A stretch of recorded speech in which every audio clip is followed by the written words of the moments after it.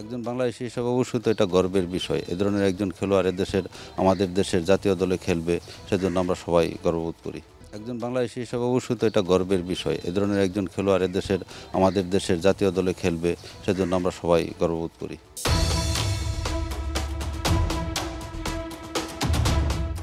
বাংলাদেশে আসছেন হামজা দেওয়ান চৌধুরী, বাংলাদেশের ফুটবলের ইতিহাসের সবচেয়ে বড় তারকা ফুটবলার। তাকে ঘিরে একদম যদি বলি এলাকার ছোট্ট বাচ্চাটা থেকে শুরু করে প্রশাসন সবারই আগ্রহ তুঙ্গে। এবং সে যেহেতু আসবে পরিবার সহ, এত বড় মাপের একজন ফুটবলার, তাকে প্রথমবারের মতো বাংলাদেশ জাতীয় দলের জার্সিতে দেখা যাবে। নিশ্চয়ই তার যে অতিথি আপ্যায়নটা সেটা দারুণ হবে, এবং একই সাথে তাকে যে সিকিউরিটির ব্যাপারটা সেটা হতে হবে একদম সর্বোচ্চ। এই এলাকার মানুষের মধ্যে প্রচণ্ড উৎসাহ উদ্দীপনা বিরাজ করতেছে। আর আমরা আমাদের থানার পক্ষ থেকে, বাংলাদেশ পুলিশের পক্ষ থেকে সর্বোচ্চ নিরাপত্তার ব্যবস্থা করতেছি এইখানে, যাতে কোনো ধরনের কোনো নিরাপত্তার হুমকি না থাকে, কোনো নিরাপত্তার বিঘ্ন না ঘটে। সেই জন্য আমরা সর্বোচ্চ জেলা পুলিশ হবিগঞ্জের পক্ষ থেকে নিরাপত্তার ব্যবস্থা করছি। আপনারা আসলে কতটুকু এক্সাইটেড? বাংলাদেশি যদি হয়ে বলি, যে ঠিক যদি আইনের বাইরে যদি কথা বলি, নিশ্চয়ই আপনিও চাইবেন যে তিনি বাংলাদেশের জার্সিতে ভালো একটা পারফরমেন্স করুক। এর আগেও তো তিনি এসেছিলেন, কিন্তু এবার যে তিনি আসছেন, নিশ্চয়ই এবারের যাত্রাটা একটু ভিন্ন। এই জায়গা থেকে কি ফিলিংসটা অন্যরকম কাজ করছে কিনা? তার বাড়িতে তো আয়োজন দেখতে পেলেন।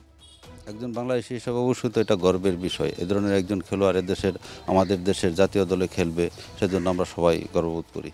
হামজার বাবার সাথে কথা হয়েছে, চাচার সাথে কথা হয়েছে, তার বাড়ি দেখলেন, কি কথা হয়েছে, সবশেষ আয়োজন কেমন দেখলেন? খুব সুন্দর আয়োজন। আসার সাথে সাথেই ওইখানে সব লোকজনের সাথে কথা বলার মতো একটা ব্যবস্থা করছে, সবাই যাতে তাদের কথাগুলি বলতে পারে সেই ব্যবস্থাও করা হয়েছে এখানে। একটা উৎসব মুখর পরিবেশ নিশ্চয়ই এলাকা জুড়ে। হ্যাঁ, এলাকা জুড়ে ব্যাপক একটা উৎসবমুখর পরিবেশ। ধন্যবাদ। আমরা শুনছিলাম যে আসলে হামজার রায়হান আহমেদ যেমনটা যে হামজার নিরাপত্তা ব্যবস্থা আমরা শুনছিলাম যে আসলে জোরদার করা হয়েছে।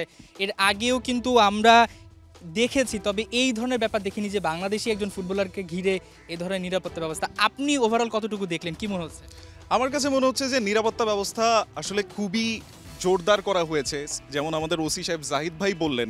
এবং আমরা কিন্তু পুরোটা রাস্তা যখন আসছিলাম, সজীব আপনি কিন্তু খেয়াল করেছেন যে গ্রামবাসী বড় বড় তোরণ তৈরি করেছে, এবং সেখানে কিন্তু হামজাকে নিয়ে দারুণ সব কথা ছিল। অর্থাৎ বাংলাদেশের মানুষ, স্নানঘাটের মানুষ যে কতটা এক্সাইটেড হামজা চৌধুরীকে নিয়ে, আমার মনে হয় এই ব্যাপারটাতে সেটা অনেকটা ক্লিয়ার। আপনি কিন্তু কথা শুরুতেই ইন্ট্রোডাকশনের সময় বলছিলেন যে একবারে ছোট ছেলে থেকে, এবং আসার পথে কিন্তু আমরা অনেক বাচ্চাদের সাথে কথা বলছিলাম, তারাও কিন্তু এক্সাইটেড।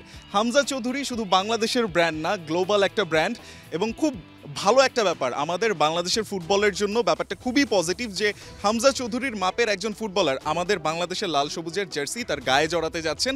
কাজ এই দিনটা উনি যখন প্রথম 25 মার্চে শিলংয়ে এএফসি এশিয়ান কাপের বাছাই পর্বে ভারতের এগেইনস্টে নামবেন, সেই দিনটা বাংলাদেশের ফুটবলের জন্য একটা মাইলফলক এই জন্য হবে যে তার আশাটা আরও ভবিষ্যতে বড় যারা বাংলাদেশি বংশোদ্ভূত হয়তো ইউরোপে মাতাচ্ছেন, তারা কিন্তু ইন্টারেস্টেড ফিল করবেন যে কেন আমার দেশকে আমি প্রতিনিধিত্ব করব না।